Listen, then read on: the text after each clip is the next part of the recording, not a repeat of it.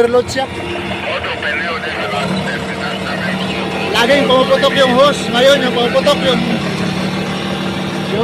o-ring na naman dito sa ano, sa kanyang first pump, first layer. Yan yung unang bomba. So yan yung susupply doon sa kabilang bahagi ng control valve. Second part. Overload din part. Overload no. Lain yung bomba. May adjust na gani.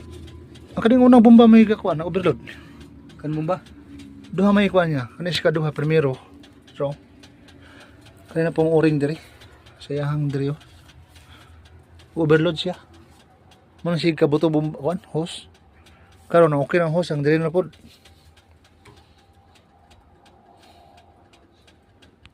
Caminhão 12, fecha. So kinahanglan siya i-setting diri.